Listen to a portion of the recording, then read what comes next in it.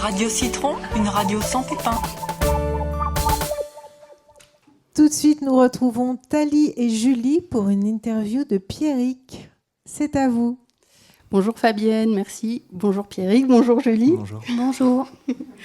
Bon, alors, comme on est à la médiathèque Françoise Sagan et que notre thème c'est la bande dessinée, on s'est dit qu'on allait interviewer un bibliothécaire qui travaille ici sur la bande dessinée. Et donc, Pierrick a accepté de se prêter au jeu dans l'interview en direct. Merci Pierrick, et donc bonjour. Bonjour, de rien. Est-ce que, en 2 mots, tu peux nous dire ce que tu fais ici à la médiathèque ? Oui. Donc, je suis chargé de tout ce qui touche au numérique à la bibliothèque, donc les ateliers informatiques, les sessions de jeux vidéo. Il y en a une en ce moment d'ailleurs. Mes collègues s'en chargent. Et donc voilà. Donc le numérique maintenant prend une part croissante en bibliothèque et en bande dessinée aussi, puisque de plus en plus on lit la BD sur écran. Alors, Julie a des petites questions à te poser. Alors Pierrick, on va en venir au sujet, la BD. Comment as-tu rencontré l'univers de la BD ? Cela remonte-t-il à ton enfance ? Et si oui, as-tu trouvé ton bonheur dans la bibliothèque familiale ? Alors, oui, je suis tombé dedans tout petit. Je suis fils de bibliothécaire. Les chiens ne font pas des chats. Donc, ma mère, très tôt, nous a amenés, mon frère et moi, à la bibliothèque. On avait pas mal de bouquins à la maison. Et donc, on a exercé notre curiosité de cette façon-là, et on a fait notre culture sur le tas, donc de Spirou à Astérix, en passant par des choses beaucoup plus réservées théoriquement aux adultes, puisque notre père laissait traîner ses fluides glaciales et autres. Je t'interromps, ouais. Moi je piquais ceux de ma sœur. Voilà. Donc, je Voilà, la bande dessinée, c'est aussi un petit peu ça. C'est le royaume de la curiosité. Il suffit qu'on dise que c'est pas pour toi pour qu'on veuille s'y plonger. Quels sont les BD qui t'ont donné le goût du genre, ton cheminement esthétique ? Es-tu passé, comme beaucoup, de la classique ligne claire de la BD franco-belge comme Tintin à la révolution des années 70 avec Mobius ou encore Bilal, Tardy ? Et enfin, j'ai presque fini. Es-tu plutôt comics américain ou manga ? Alors, il faut savoir que, voilà, outre ma maman, donc, j'ai la chance aussi d'avoir un oncle qui est un énorme passionné de bande dessinée. Je n'ai pas grandi en métropole, et en été, on revenait ici, et tout de suite, on fonçait chez lui, dans son salon, où il y avait une grande armoire fermée. Il mettait même un tampon avec son nom sur les bandes dessinées. Parce que souvent, on emprunte des livres et on ne les rend pas. Hein. Connu. Ne faites pas ça à la bibliothèque non plus. Et donc, une bonne partie de ma culture s'est faite là-bas. C'est un fan de ligne claire essentiellement. Il y a énormément de classiques dans sa bibliothèque. Donc là, j'ai un peu tout découvert. Tout à l'heure, vous parliez de Mobius. Moi, je connais pas la facette très fantastique de Mobius, plutôt sa facette Jean Giraud, Blueberry. J'ai lu beaucoup de choses très très politiques aussi. La BD, ça peut être très engagé. Et donc, j'ai grandi en rebondissant et en me faisant des grandes phases de boulimie selon les auteurs que je découvrais. Et si je devais citer 2 ouvrages qui ont vraiment influencé mon parcours de lecteur, j'en ai amené 2 là. Il y a la série Le combat ordinaire de Larsenet, que vous connaissez peut-être. Donc, Larsenet, à mes yeux, est l'un des... Si je devais dire quel est l'auteur français vivant majeur, ce serait peut-être lui. Il a un talent graphique fou, il a une sensibilité scénaristique incroyable, et Le combat ordinaire, c'est une saga familiale, personnelle, d'ailleurs à laquelle peut-être Radio Citron serait particulièrement sensible, puisque les troubles psychiques y sont évoqués. Donc voilà, Le combat ordinaire, et puis c'est l'histoire d'un photographe, donc il y a aussi toute une réflexion sur l'art qui est magnifique.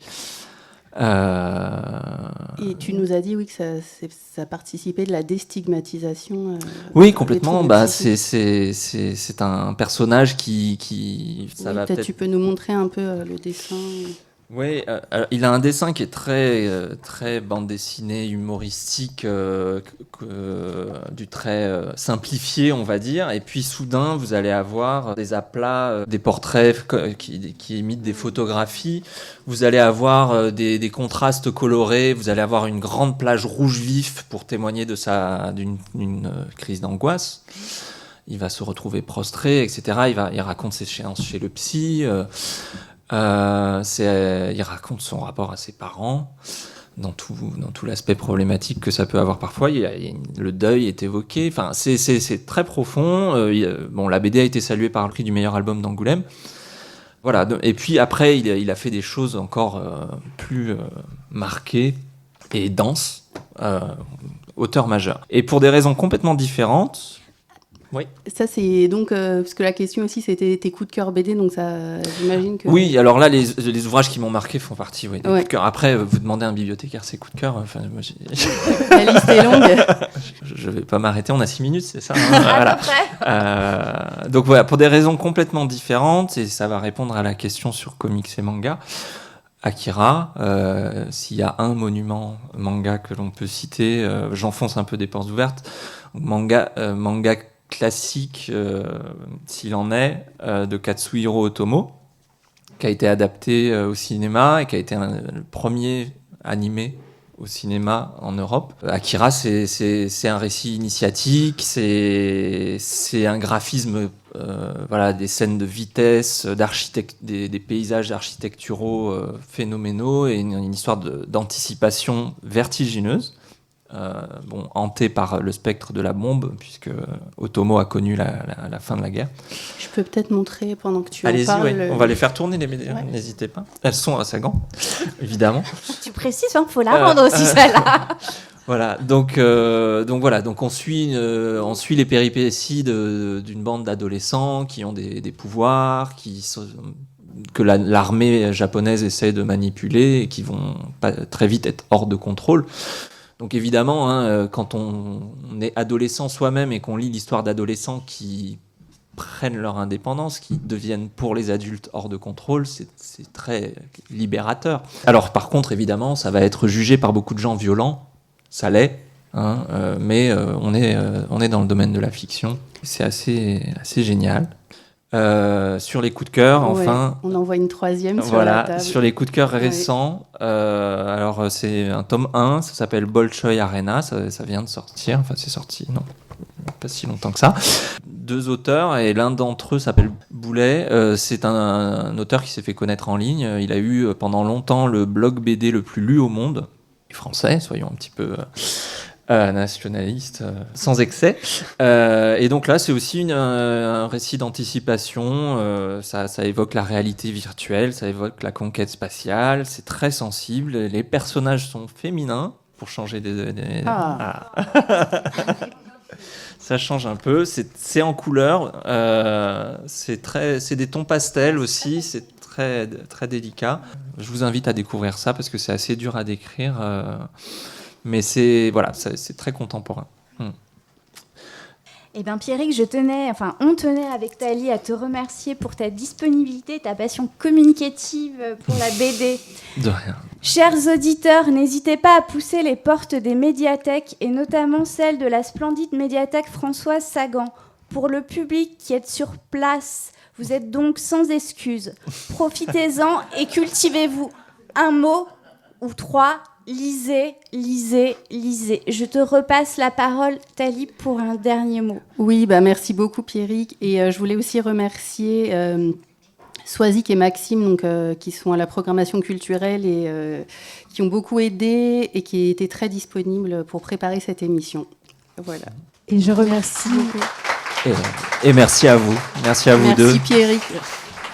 Je vous remercie tous les 3. Pierrick, merci beaucoup. Julie et Thalie pour cette interview en live. Merci.